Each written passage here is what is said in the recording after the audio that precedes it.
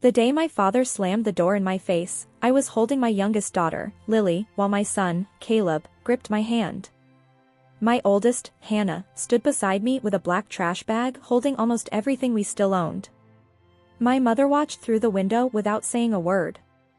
My brother, Brian, laughed that there wasn't enough room, even though he had lived there rent-free for years. My sister, Nicole, said I should forgive Ryan's affair because a good provider is worth keeping. Then my father pointed toward the street and said, "Go back to your husband." The lock clicked. In that moment, my children lost more than a home, they lost their family. I walked away in silence, but deep inside, I made a promise no one saw coming. Have you ever been abandoned by the people who should have protected you? Tell me in the comments. If this story already moved you, don't forget to like the video and subscribe, because this was only the beginning. My name is Megan Foster, and I was 34 years old when my life fell apart. I worked part-time, took care of our home, and raised our 3 children while Ryan devoted himself to his career. I believed we were building a future together until one evening his phone revealed the truth. Hidden messages, hotel bookings, and intimate conversations exposed an affair that had been going on for months. I begged him to choose our family, but he blamed me for overreacting and acted as though betrayal was something I should simply accept. The moment I filed for divorce, I stopped being his wife and became his enemy. I still believed my parents would help us through the transition. Instead, I was about to discover that Ryan's betrayal was only the first wound. That night, I rented the cheapest motel room I could afford. The 4 of us shared 2 small beds, and after paying for the room, I counted every dollar before buying dinner. The kids always ate first. I told them I wasn't hungry, even when my stomach ached. Every spare cent went to school supplies, shoes, and clothes for Hannah, Caleb, and Lily. Meanwhile, Ryan was telling everyone I had selfishly broken our family apart. Then I learned he had filed for shared custody, claiming he had always been the parent who provided stability. The irony was unbearable. He had barely attended school meetings or doctor's appointments, yet now he wanted the court to believe he had always been there. For the first time, I realized surviving wasn't enough. If I wanted to protect my children, I would have to start thinking several moves ahead.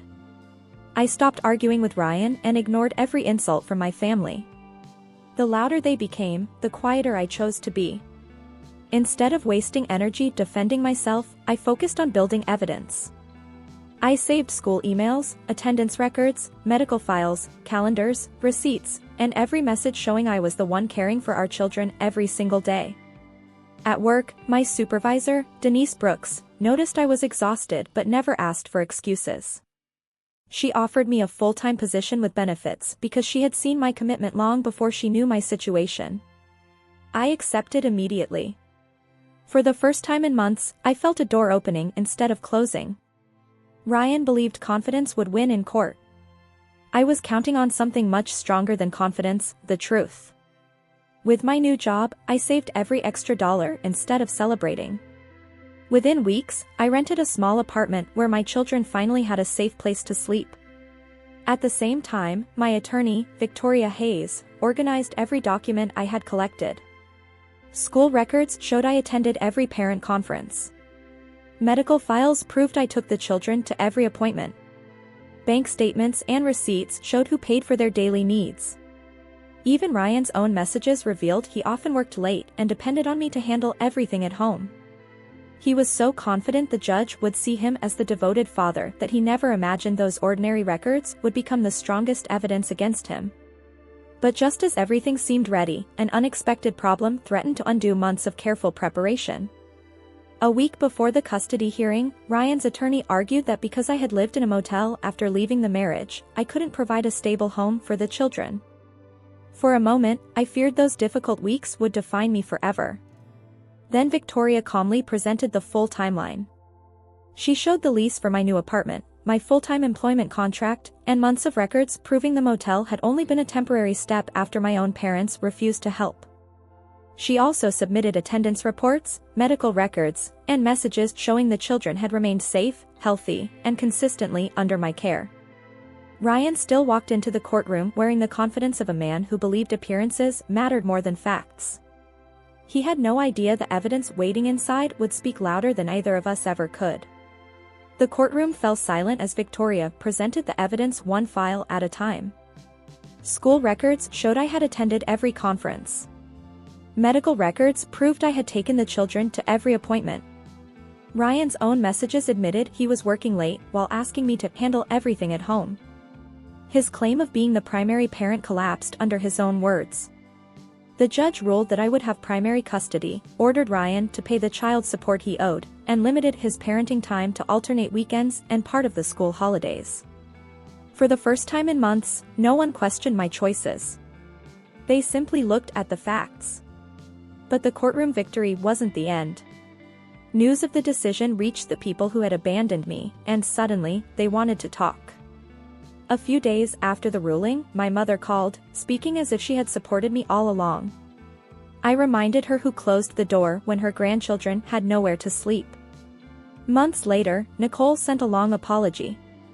I thanked her but said I wasn't ready to forgive. Brian never apologized.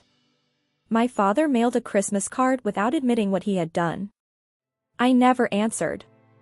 Ryan's relationship with his mistress ended within a year, and he moved into a small apartment, seeing the kids only as the court allowed. Meanwhile, I earned another promotion and moved into a larger home where Hannah, Caleb, and Lily finally had bedrooms of their own. One day, Hannah wrote in a school essay, "Resilient people don't wait to be rescued.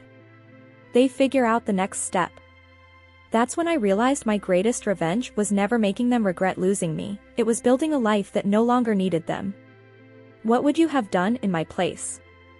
I can't wait to read your thoughts in the comments. If this story touched you, please take a moment to like the video, it really helps the channel reach more people. I'd also love to hear your thoughts in the comments. What would you have done if your own family had turned their back on you? And if you enjoy powerful stories of resilience, justice, and unforgettable comebacks, make sure to subscribe and turn on notifications so you never miss the next one.